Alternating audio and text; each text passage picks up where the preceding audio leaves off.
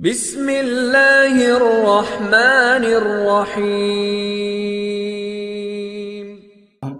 علامہ ذہبی رحمۃ اللہ علیہ نے الکبائر کے اندر ایک واقعہ لکھا ہے کہ ایک خاتون تھی، اس کا خاوند فوت ہو گیا اور اس کا تعلق تھا سید خاندان سے، سیدہ تھی، حضور اکرم صلی اللہ علیہ وسلم کی بیعت سے ان کا تعلق تھا۔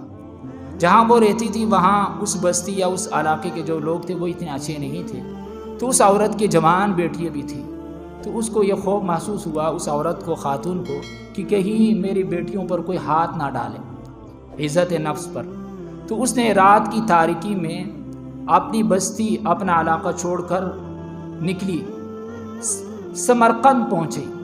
سخت سردی تھی، رات کا وقت تھا، لوگ سوئے ہوئے تھے، گھروں کے دروازے بند تھے، ایک مسجد کا دروازہ کھلا ہوا تھا۔ تو اس نے جا کر اپنی بیٹیوں کو وہاں پر کہا کہ تم یہی ٹھہر جاؤ، میں باہر جا کر کھانے پینے کا انتظام کر لیتی ہوں۔ تو باہر نکلی، دیکھا ایک جگہ ایک جمکٹا ہے، ہجوم ہے، لوگ جمع ہے۔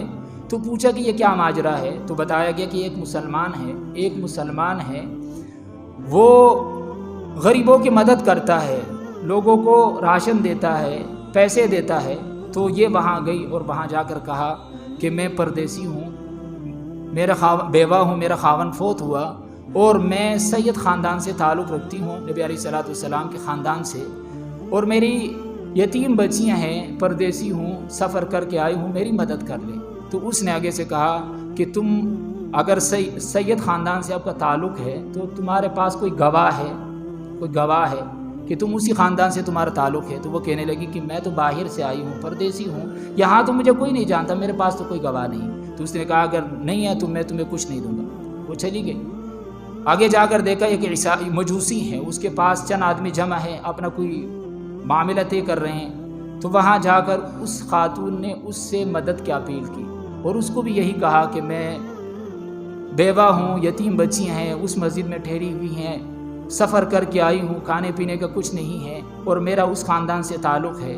تو اس کو بڑا رحم آیا اس مجوسی کو، اور اس نے اپنے بیوی سے کہا کہ جاؤ ادب اور احترام کے ساتھ ان کی جو بچیاں ہیں مسجد سے لے آؤ، ان کے الگ کمرہ بناؤ، وہاں ان کو ٹھہراؤ، ان کو خوب ادب اور احترام کیا۔ اب کیا ہوا کہ رات کو یہ مسلمان جو لوگوں پہ تقسیم کر رہا تھا، اس نے خواب میں حضور اکرم صلی اللہ علیہ وسلم کی زیارت کی، خواب دیکھا کہ حضور اکرم صلی اللہ علیہ وسلم کی زیارت کی۔ اب صلی اللہ علیہ وسلم کے ہاتھ میں ایک جھنڈا ہے اور ایک بہترین محل جو زمرد، یاقوت، موتیوں کا بنا ہوا تھا، وہ اس کو دیکھا اور حضور اکرم صلی اللہ علیہ وسلم سے پوچھا کہ اللہ کے نبی یہ محل کس کا ہے؟ تو آپ صلی اللہ علیہ وسلم نے فرمایا کہ یہ ایک مسلمان موحد کا ہے۔ کس کا ہے؟ ایک مسلمان موحد کے لیے یہ محل اللہ نے تیار کیا ہے۔ تو یہ آگے سے کہنے لگا کہ مسلمان موحد تو میں ہی ہوں۔ تو اب صلی اللہ علیہ وسلم نے فرمایا کہ آپ نے مسلمان ہونے کی دلیل پیش کرو، گواہ پیش کرو کہ تم موحد ہیں، مسلمان ہیں، تمہارے پاس کیا دلیل ہے؟ تو وہ کہنے لگا میرے پاس تو کوئی دلیل نہیں ہے۔ تو اب صلی اللہ علیہ وسلم نے پھر خواب میں فرمایا اس کو کہ دیکھو میرے خاندان کی خاتون بیوہ غریب تمہارے پاس آئی تھی اور تم نے یہ کہا کہ تو سید خاندان سے تعلق رکھتی ہے، بتاؤ تمہارے پاس کیا دلیل ہے؟ تمہارے پاس کیا دلیل ہے؟ اس کی آنکھ کھولی، باہر نکلا، جا کر تلاش کیا، لوگوں سے پوچھا کہ اس طرح کی بیوہ عورت تھی وہ کہاں ہے؟ لوگوں نے بتایا کہ وہ تو اس مجوسی کے ہاں ٹھہری ہیں۔ وہاں جا کر اس مجوسی سے کہا کہ وہ خاتون کو، اس نے کہا میرے گھر میں ہے، کہا 1000 دینار درہم لے لو لیکن اس عورت کو میرے حوالے کر دو۔ اس نے کہا نہیں۔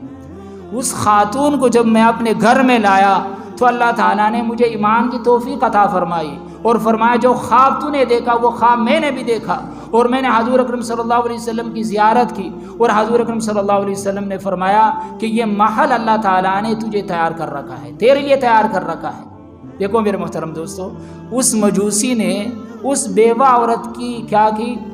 مدد کی۔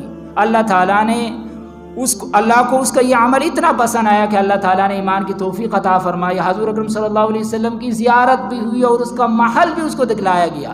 تو ہم بھی اللہ کے راستے میں خوب خرچ کریں، غریبوں کی مدد کریں، اللہ تعالیٰ کو یہ بہت پسند ہے، اس مہینے کے اندر خوب خرچ کریں اور دوسروں کے عزت نفس کا بھی خیال رکھیں۔ اللہ تعالیٰ ہمیں ان باتوں پہ عمل کرنے کی توفیق عطا فرمائے۔ وآخر دعوانا ان الحمد للہ رب